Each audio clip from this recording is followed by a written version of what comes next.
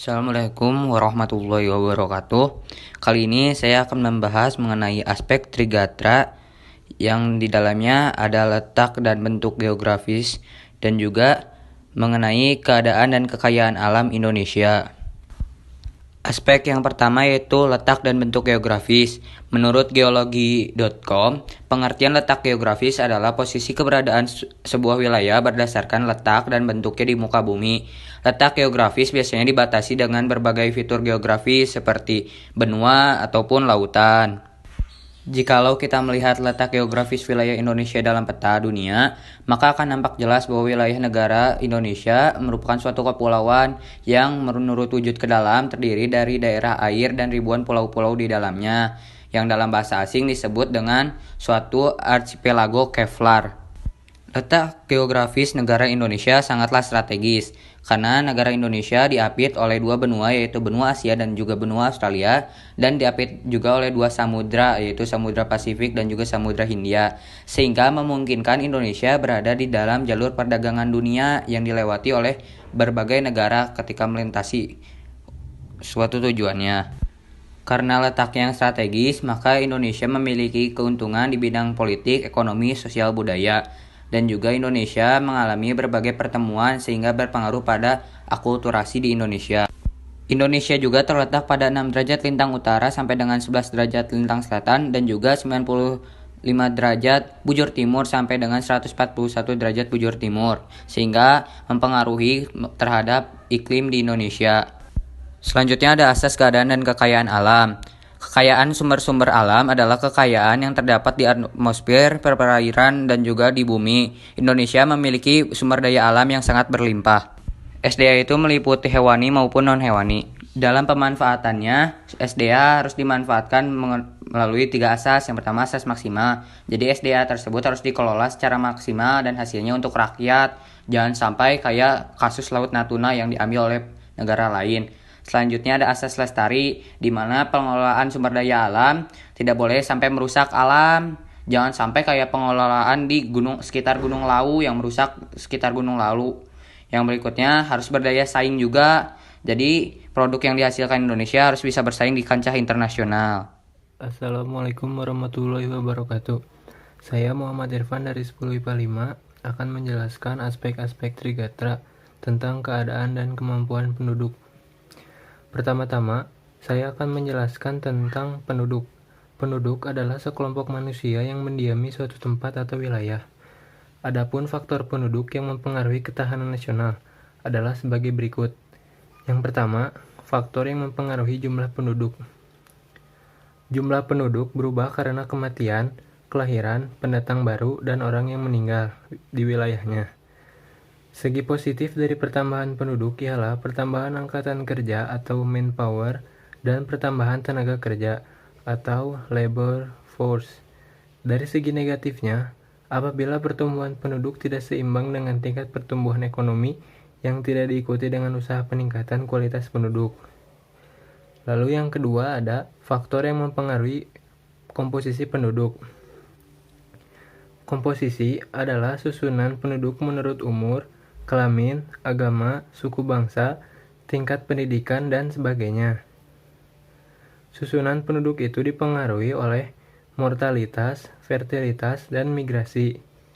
Fertilitas ini sangat berpengaruh besar terhadap umur dan jenis penduduk golongan muda yang dapat menimbulkan persoalan penyediaan fasilitas pendidikan, perluasan, lapangan kerja, dan sebagainya. Lalu yang ketiga, ada faktor yang mempengaruhi distribusi penduduk. Distribusi penduduk yang ideal adalah distribusi yang dapat memenuhi persyaratan kesejahteraan dan keamanan, yaitu penyebaran merata. Oleh karena itu, pemerintah perlu memberikan kebijakan yang mengatur penyebaran penduduk, misalnya dengan cara transmigrasi, mendirikan pusat-pusat pengembangan, pusat-pusat industri, dan sebagainya. Kemampuan penduduk yang tidak seimbang dengan pertumbuhan penduduk dapat menimbulkan ancaman-ancaman terhadap pertahanan nasional. Sekian warahmatullahi wabarakatuh. Nama saya Jatri Ananda, saya dari absen 5. Di sini saya akan membahas mengenai aspek Pancagatra, mengenai ideologi dan sosial budaya. Jadi apa sih ideologi itu? Ideologi adalah pengetahuan dasar atau cita-cita dan konsep yang mendalam mengenai kehidupan yang dicita-citakan serta ingin diperjuangkan dalam kehidupan yang nyata. Lalu apa sih tujuan ideologi itu? Jadi ideologi diperlukan oleh suatu negara untuk mewujudkan tujuan negaranya. Tanpa kesepakatan bersama, tidak mungkin tujuan negaranya ini dapat menjadi kenyataan. Lalu ideologi ini dijabarkan dalam sistem nilai kehidupan. Dalam ideologi terdapat prinsip yang harus diterapkan, yaitu 1. Ideologi harus diaktualisasikan dalam bidang kenegaraan WNI. Yang kedua, ideologi sebagai perekat pemersatu harus ditanamkan pada seluruhnya. Yang ketiga, ideologi harus dijadikan panglima, bukan sebaliknya. Yang keempat, ada aktualisasi ideologi, dikembangkan ke arah keterbukaan dan kedinamisan.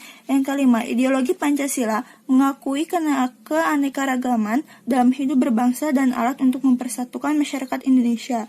Yang keenam, kalangan elit, eksekutif, legislatif, dan yudikatif harus mewujudkan cita-cita bangsa dengan GBHN atau garis-garis besar haluan negara yang mengedepankan kepentingan bangsa Indonesia. Lalu yang ketujuh, menyosialisasikan Pancasila sebagai ideologi yang humanis, religius, demokratis, nasionalis, dan berkeadilan. Jadi, kesimpulannya, ideologi ini merupakan prinsip yang menjadi pedoman dalam hidup berbangsa dan bernegara, tentunya bermasyarakat. Lalu, yang kedua ada sosial budaya. Apa sih sosial budaya itu? Jadi, sosial budaya adalah kondisi dinamika budaya bangsa yang berisi keuletan untuk mengembangkan kekuatan nasional dan menghadapi dan mengatasi ancaman, tantangan, halangan, dan gangguan atau ATHG. Di dalam sosial budaya, ada juga esensi ketahanan budaya. Apa sih esensi ketahanan budaya itu? Jadi, esensi ketahanan budaya adalah pengaturan dan penyelenggaraan kehidupan sosial budaya. Gangguan dapat datang dari luar, baik secara langsung maupun tidak langsung. Nah, kira-kira apa sih ketahanan budaya itu? Dari tadi dibahas. Nah, ketahanan budaya merupakan pengembangan sosial budaya di mana setiap warga masyarakat dapat mengembangkan kemampuan pribadi dengan segenap potensinya berdasarkan nilai Pancasila. Jadi, dalam sosial budaya, Indonesia kan adalah negara yang memiliki sosial dan budaya yang sangat beraneka ragam. Oleh karena itu, hal tersebut perlu dijaga dan dilestarikan di generasi berikutnya. Kita harus menghormati dan menghargai ya. Meskipun di Indonesia sudah banyak sekali aneka ragam sosial budaya. Terima kasih. Assalamualaikum warahmatullahi wabarakatuh. Nama saya Alivia dari kelas 10 IPA 5. Hari ini saya akan menjelaskan tentang aspek-aspek Pancagatra. Yang pertama itu adalah ekonomi. Jadi kegiatan ekonomi itu adalah seluruh kegiatan pemerintah dan masyarakat dalam mengelola faktor produksi dan distribusi barang atau jasa untuk kesejahteraan rakyat. Lalu ada upaya meningkatkan ketahanan ekonomi, yaitu upaya untuk meningkatkan kapasitas produksi dan kelancaran barang atau jasa secara merata ke seluruh wilayah negara.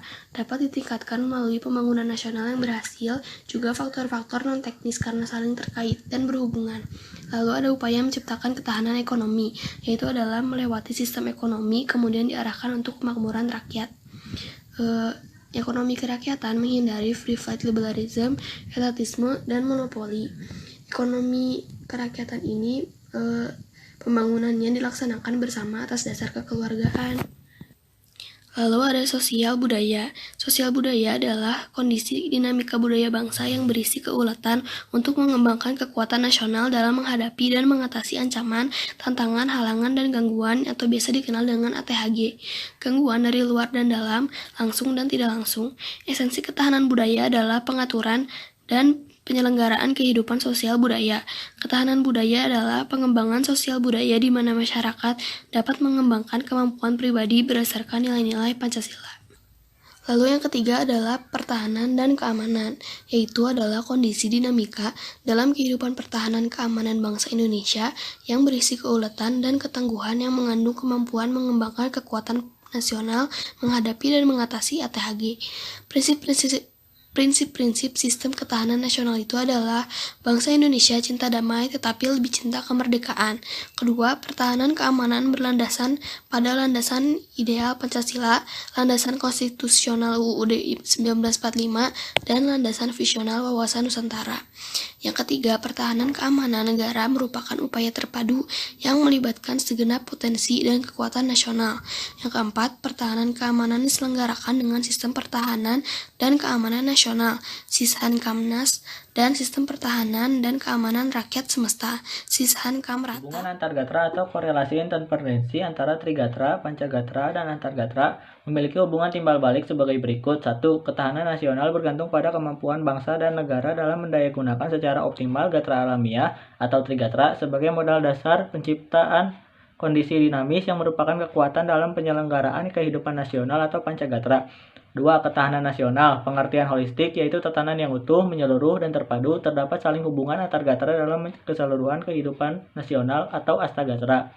3. Kelemahan. Kelemahan salah satu gatra mengakibatkan kelemahan di gatra lain. Sebaliknya, kekuatan dari salah satu gatra dapat memperkuat gatra lain. 4. Ketahanan nasional Indonesia bukan merupakan penyumlahan ketahanan segenap gatranya, melainkan resultante keterkaitan yang integratif dari kondisi-kondisi dinamik kehidupan bangsa di bidang ideologi, politik, ekonomi, sosial, budaya, pertahanan, dan keamanan.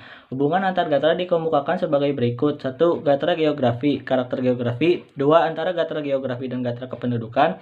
3. Antara gatra kependudukan dan gatra kekayaan alam. 4. Hubungan antar gatra dalam pancagatra diuraikan sebagai berikut.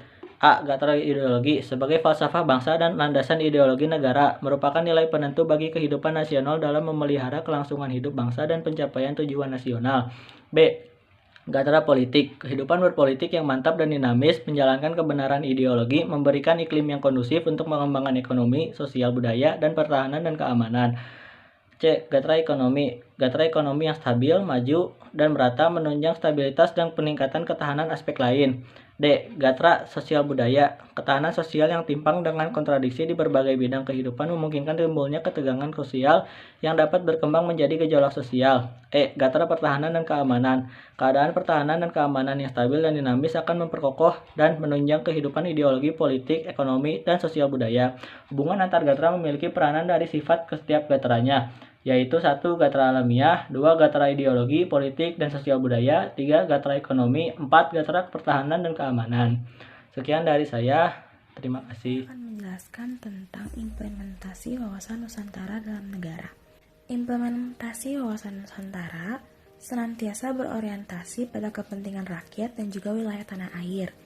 Yang pertama, ada implementasi wawasan Nusantara menurut bidang politik. Politik sendiri artinya adalah proses pembentukan dan pembagian kekuasaan dalam masyarakat untuk mencapai tujuan dan juga kekuasaan. Akan menciptakan iklim penyelenggaraan negara yang sehat dan juga dinamis, akan berdampak dalam wujud pemerintahan yang kuat, aspiratif, dan juga terpercaya. Dapat mengambil contoh dari sebelum mengambil keputusan, kita mengutamakan musyawarah dan juga mufakat terlebih dahulu. Ada di bidang ekonomi. Pengertian dari ekonomi adalah kegiatan mengelola faktor produksi dan distribusi dalam barang dan juga jasa.